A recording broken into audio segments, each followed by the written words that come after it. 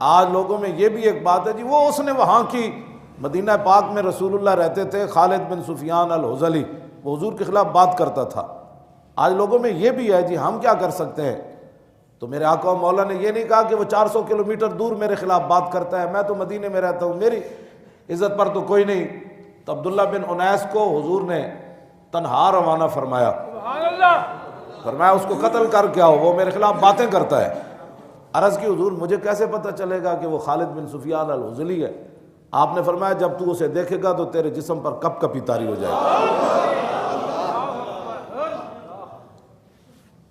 آج لوگوں میں یہ بھی بات ہے، میں نے کہا 400 کلومیٹر پر حضور نے خود بھیجا حضرت عبداللہ بن انیس کو، اور یہ بھی نہیں کہا کہ میں پیچھے گھوڑے بھیج رہا ہوں پھر اس کا لشکر ہے۔ تو فرماتے ہیں میں جب اس کے وہاں پہنچا تو میں نے جب اس بندے کو دیکھا جو حضور کے خلاف باتیں کرتا تھا تو میرے جسم پر کپ کپی طاری ہو گئی۔ تو میں نے کہا یہی بندہ ہے۔ کیوں جی؟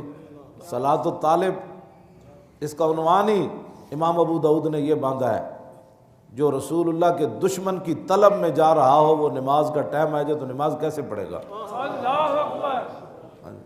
صلاۃ الطالب، ہاں جی، ایک صلاۃ استسقاء ہے، ہاں جی، صلاۃ حاجت ہے، ہاں جی، اور ساری نماز، اس کا نام ہی ہمارے اماموں نے لکھا ہے کہ صلاۃ الطالب، کہ جو رسول اللہ کے دشمن کی طاق میں جا رہا ہو اور نماز کا ٹائم آ جائے اور ہو وہ دشمن کی طلب میں، وہ بھی گستاخ رسول کی طلب میں ہو، تو پھر وہ نماز کیسے پڑھے گا؟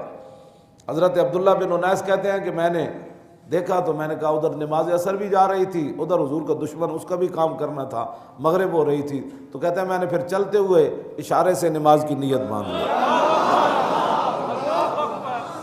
شوق تیرا اگر نہ ہو میری نماز کا امام، شوق تیرا اگر نہ ہو میری نماز کا امام، شوق تیرا اگر نہ ہو میری نماز کا امام، شوق تیرا اگر نہ ہو میری نماز کا امام۔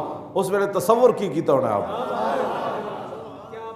ادھر حضور کا حکم بھی، ادھر حضور کے دشمن کا خیال بھی، اور ادھر اللہ کی نماز بھی۔ کیوں جی؟ کیسی لوگوں کی نمازیں ہیں جو حضور کا درود پڑھنے سے خلل ہو جاتے ہیں۔ میں کہا عبداللہ بن انیس تسی ادھر کیوں جی نماز پڑھی؟ اقبال کہتا چھڈ تینوں سمجھ نہیں، شوق تیرا اگر نہ ہو میری نماز کا امام، شوق تیرا اگر نہ ہو میری نماز کا امام۔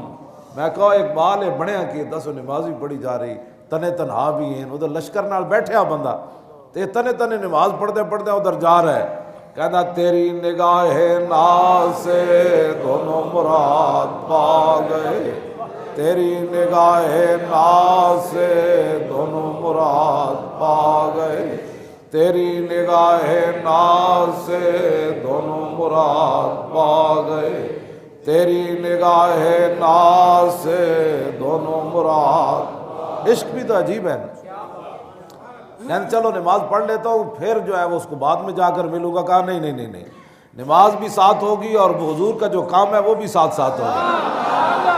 تیری نگاہ ناز سے دونوں مراد پا گئے، تیری نگاہ ناز سے دونوں مراد پا گئے۔